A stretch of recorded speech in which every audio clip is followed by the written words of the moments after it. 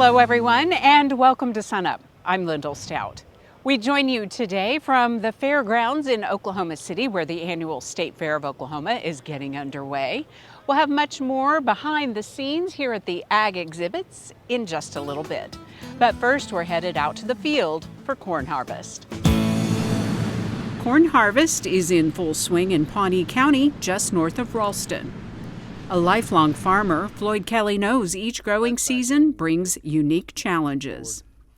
It's not looking too bad. I've planted to make 100 bushel, and I'm between 70 and 80 right now. Moisture been running 14 to 15. Test weight's been right at 52 for here.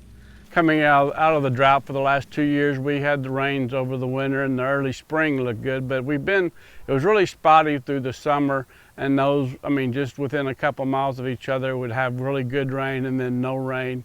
Like from here at Pawnee North, we've been slower than everyone else to come out of the drought. There've been spots that have been okay, that'll get 2 inches, and then 5 miles away we'll get a tenth or something like that. In years past, Floyd says it was easier. Prices were higher and inputs were lower. It seemed like it's a lot harder to get the yields that you had back then. Of course, everything costs so much more, and you're not putting on the fertilizer and stuff like you used to, because there's a limit, there's cost limits in there. You take 2 years ago, corn was pretty near twice of what it is today. Beans were $16 2 years ago. They're 10, and wheat, I sold wheat for $13. Now you're selling it for $5. With grain prices being down these last few years, all the commodity grains are down. Wheat, soybeans, corn are all down from what they were the last couple of years, so it's really tough on the farmers to pick what they're going to grow, because those are the three main options for dryland crops in Oklahoma. Fertilizer has been up with oil being up. It's a function of that, and then just on the demand too. So that's been the inputs for all of corn, the seed, the fuel has been up. The pest control options are always up with corn, and they're going to be more in corn. So you tend to spend more on your management of pests and corn because you've got more money in it and there's more to lose. So that just makes the situation that much more expensive. It adds up fast. I probably got close to $200 an acre in seed and chemicals and fertilizer. By the time you get done, you usually train right around $35 an acre for fertilizer or more, or 40. Like many growers, Floyd rotates his crops in this and other fields and sees the benefits. I'm planting corn this year, and then I'm probably plant corn next year, then go back into wheat. Then come back into soybeans. I got the other half of this place in soybeans at the moment, and I'll plant it in corn next year. That way you can kind of control some of your weeds and stuff, and that's getting to be a big problem, controlling your Johnson grass and weeds anymore. This year's corn harvest may be a little challenging, but overall, he's pleased.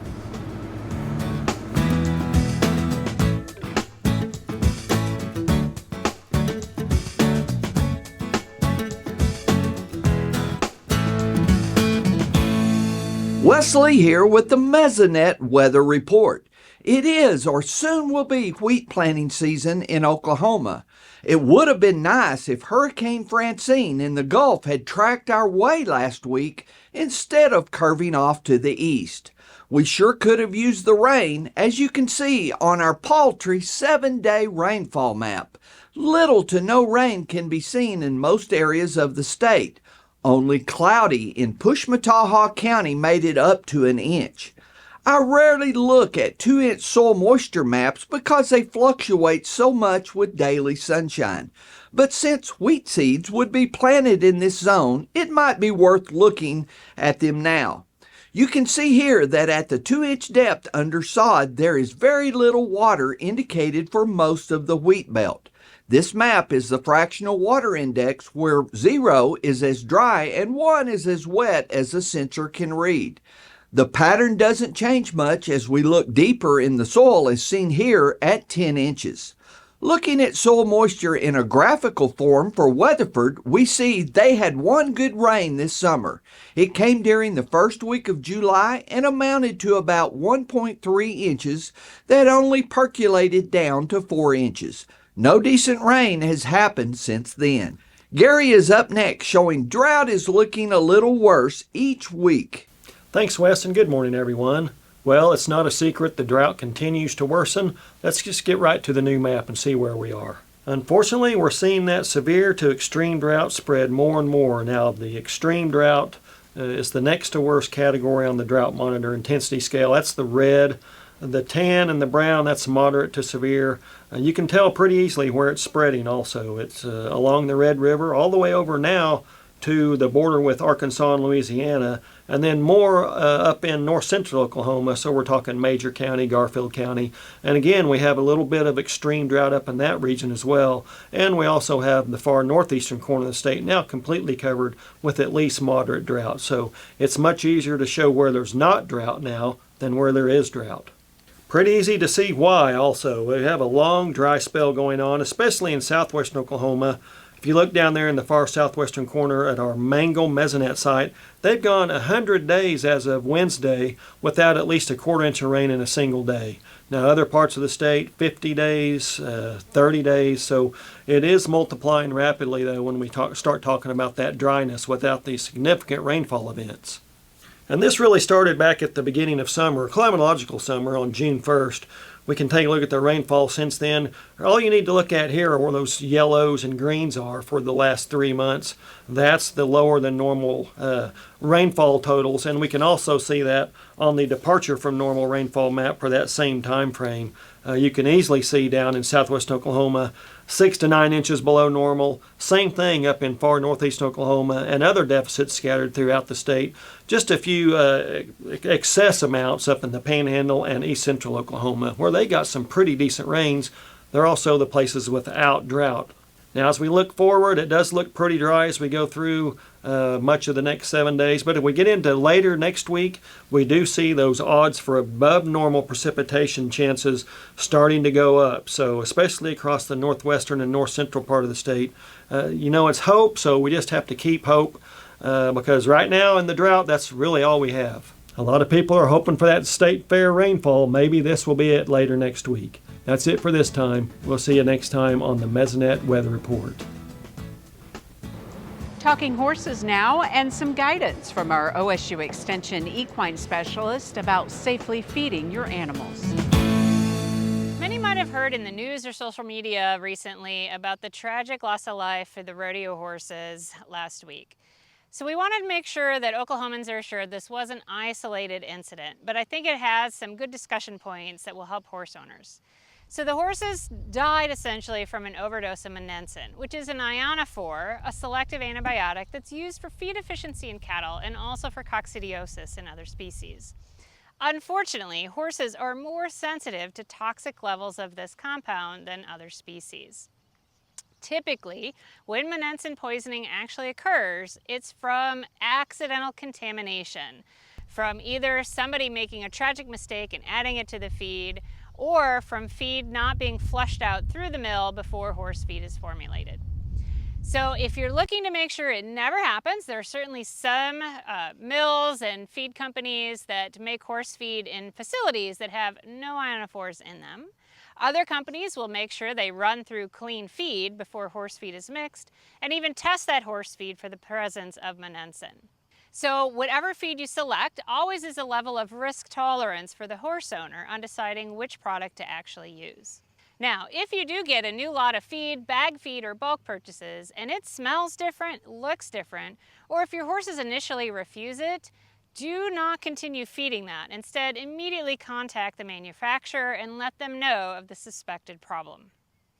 Finally, if you suspect that horses have monensin poisoning, they may appear like they're off feed, colicky, sweating, other symptoms. Contact your veterinarian immediately. Unfortunately, not much can be done. The best advice is to be proactive about preventing toxicity in the first place. On a final note, some have asked, can horses ever be fed feed that's designed for cattle? And that's a maybe. Certainly, we do not want to feed medicated feed to horses ever, but many feeds that are designed for cattle can be safely fed, and many horse owners in Oklahoma feed cattle and horses together.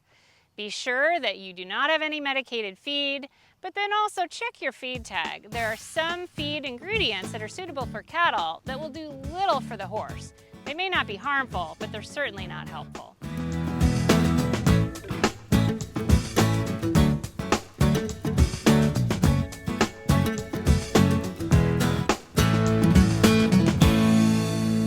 Excess amounts of pond weeds are the #1 problem that we see with ponds in this part of the world.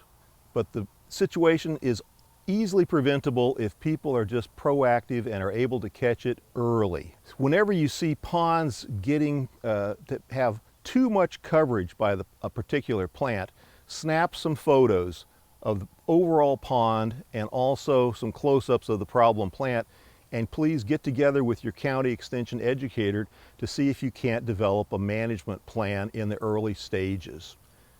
One of the most common problems we have is with cattails. If you don't have cattails in your pond now, there's a good chance you'll have some later because the seeds literally blow everywhere. Once you see cattails getting established in a pond, don't ignore it for year after year after year, or you'll end up with a common problem that we see of not having any view of the water anymore, just a thick wall of cattails ringing your pond. Get after it early and avoid that situation. The situation with weeds is one that can easily be solved, oftentimes involving the use of an herbicide, but unfortunately there is no single purpose herbicide that works for all plants. We need to identify the plant and match it up with the right product and some other possible corrective actions. If you do this, if you're proactive, you'll save yourself a lot of grief. So be more involved in watching for this problem early, and you will enjoy the benefits of having a better looking pond without the bad situation of having one that has gone just too far to be practically treated.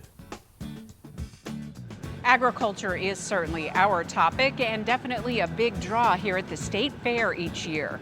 So let's take a look now at just what it takes to bring it all together behind the scenes. Come along. This is one of our busiest times in Oklahoma 4-H. Today we have about 250 volunteers, extension staff. We have a little over 4,000 entries in the 4-H section this year, all in the nick of time as the fair opens tomorrow. We started this morning about 9:30. All the counties started arriving, so they're bringing in all the exhibits that were first place exhibits that were at their county fairs. And so right now we have started judging those, and what we'll do is we'll place the top 10 in each class will remain here, and the others get to go back home.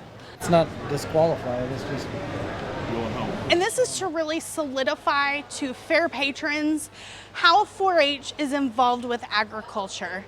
Our 4-H roots are in agriculture, so we wanted to be spaced where we make that connection as well. The crops and the forages, and we also have our industrial welding projects.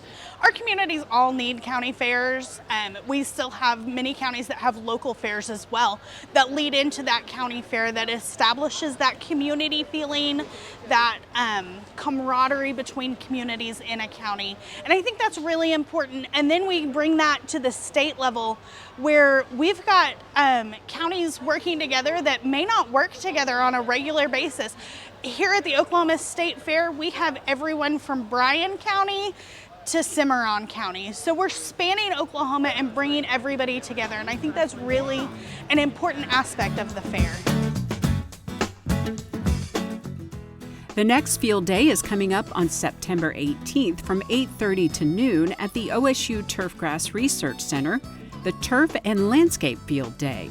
Topics include a review of the current findings of national research trials, summer survival of cool season perennial grasses, introduction to new research initiated in 2023, turf pest and disease management, and a continued look at non-traditional turf-type plant materials. You can also register for this field day on our website, sunup.okstate.edu.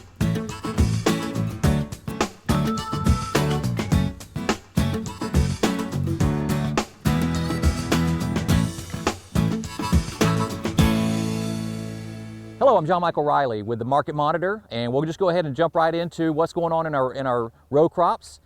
Since the last time we visited, prices spent some time moving higher. In fact, if you look at what was going on across most of the row crops, wheat was up about 66, 70 cents from late August until middle of last week. Corn moved into the $4 range, and soybeans kind of bumped into the mid to low 10s. So it's been a really good time for our row crops since the last time we visited. A lot of that can be attributed to just not really knowing where the market wants to go. There seems to be an avoidance of sellers in the marketplace, which tends to allow prices to move higher. If you think about what's going on, not many people really aggressive with wanting to sell their corn, their beans, their wheat right now, and buyers are having to really kind of initiate that transaction. And prices have been moving higher up until the last few days. So for the most part, it's been good news for our row crops here in Oklahoma. Cotton's about the only one that can't really be in that boat.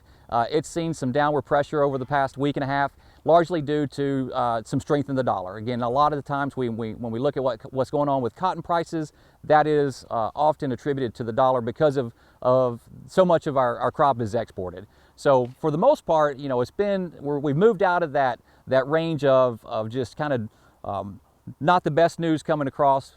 Weather's been really good for the most part throughout the Corn Belt, but right now I think the focus is on drying conditions.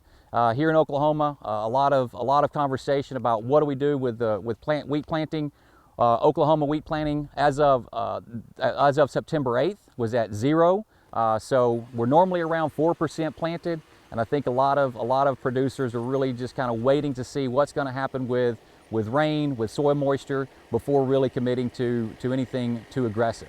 I think for producers on the wheat side, probably want to certainly start putting a pencil to paper, thinking about what your budget is, what your input costs are looking like before getting too heavy down that road.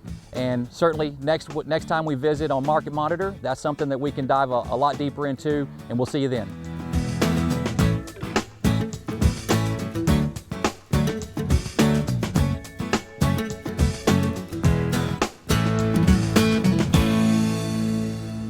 Good morning, Oklahoma, and welcome to Cowf Corner. This week's topic is the 7% rule of body condition scoring cows. Now, we know body condition scoring is an important management tool, particularly at this time of year. If we think about spring calving herds, as we get into the time of the year, we're going to wean calves, probably conduct pregnancy checks on our cow herd. A good productive cow is most likely going to be at her thinnest body condition score at this time of the year when we wean. She'll regain some flesh and condition as we go through the fall months and she dries up, but our goal is to have cows at a body condition score of 5 to 5.5 by the onset of calving season, and to have our bred heifers in a body condition score of about 6 at the beginning of the next calving season. We know those body condition scores are going to give cows the body energy reserves so that they can turn around and get rebred 80 to 85 days after calving. So how does the 7% rule of body condition scoring affect us this time of year? Typically, in a commercial cow-calf operation, the most convenient time of the year to capture a weight on cows would be when we conduct pregnancy exams. Maybe the same day that we wean, maybe a different time, but in the normal annual management cycle of a cow-calf operation, that would be one day of the year. We're probably going to run cows through a chute and potentially capture a weight. If we evaluate the cows at this time and we identify that we need to put some body condition on them by the beginning of the next calving season, it is a really good time of the year to evaluate this because our cows are slicked off. They are about the middle part or middle trimester of pregnancy. It's the simplest time of the year from a standpoint of being accurate in our evaluation of body condition scores, not to have a lot of hair, a lot of mud, a lot of pregnancy. that confuses the whole body condition scoring system. And so I encourage producers to take a look at evaluating those body condition scores this time of year when cows are slicked off. And if you actually identify cows that look a little too thin, it's easy to identify a target weight to get to relative to the 7% rule of body condition scoring. If we look at a cow today that weighs 1,000 pounds, she's in a body condition score 4, and we want to get that cow to a body condition score 5, we need to put 7% of that 1,000 pounds on her and know that at about 1070, she's going to achieve another body condition score. It works on the flip side of this too. If we're looking at cows that got ample body condition on them right now, we know they could lose about 7% of their weight to drop one body condition score. And so, often an effective management tool is to think about a target weight. If we need to manage and feed cows accordingly going through the fall months here, if we capture a weight now and we think about the equivalent of one body condition score being about 7% of that weight we're seeing, we can put 7% more on them and arrive at a target weight that we want to get them to by the beginning of the next calving season. It'll pay dividends to have them at that goal body condition score in terms of that breed back and that reproductive performance we see in the cow herd whenever it comes time to turn out bulls or begin AI breeding next spring. As always, thanks for joining us this week on Cowf Corner.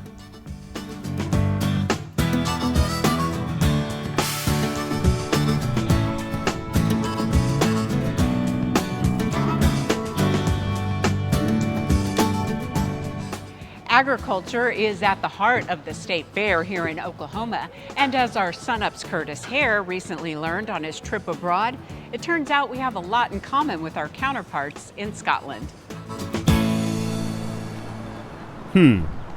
Tractors, livestock grooming, delicious deep-fried goodness, and cornhole? Nearly, yeah.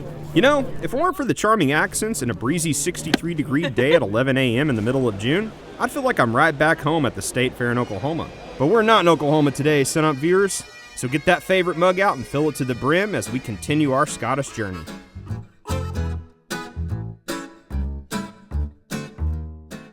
So today we're at the Royal Highland Show in Edinburgh, Scotland. It's basically a showcase of all of the nation's livestock production. Today is the second day of a study abroad trip for OSU student Marty Sadowski.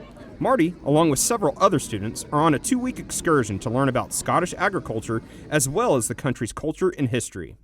At home, my family raises cattle, and so we exhibit cattle at state fairs in the U.S., and it's been cool to kind of be comparing and contrasting a state fair to something like this, because I would say in some ways it's comparable to a state fair where it is an exhibition for the farmers and the livestock producers, but it's also for the public to come and learn. It's kind of smelly. It does not smell very good. You know, walking through the Royal Highland Show, it's pretty amazing just how massive this event is, and all you can find here. Farm and ranch equipment displays that seem to just keep going.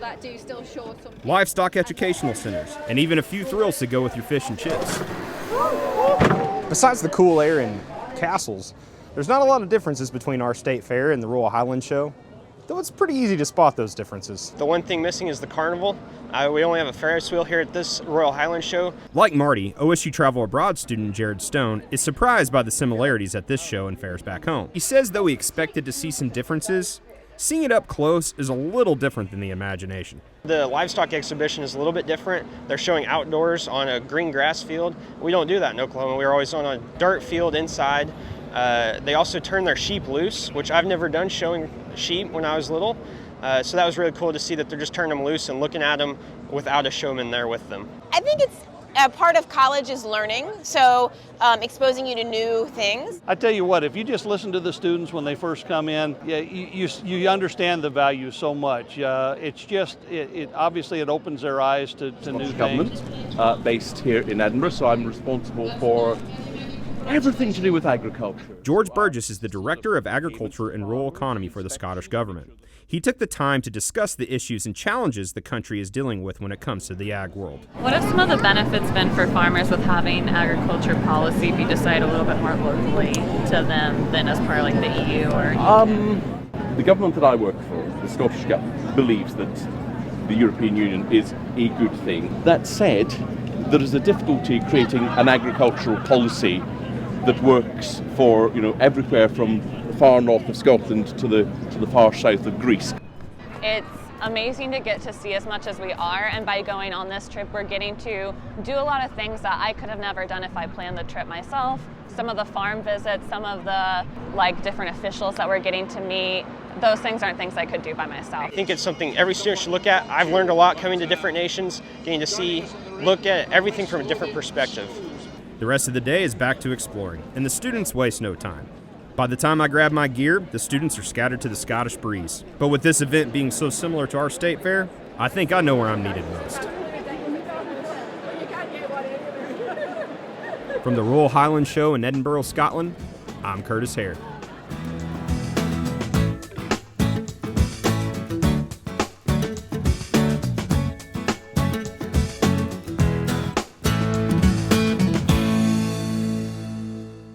That'll do it for our show this week. A reminder, you can see us anytime on our website and also stream us anytime at youtube.com/SUNUPTV.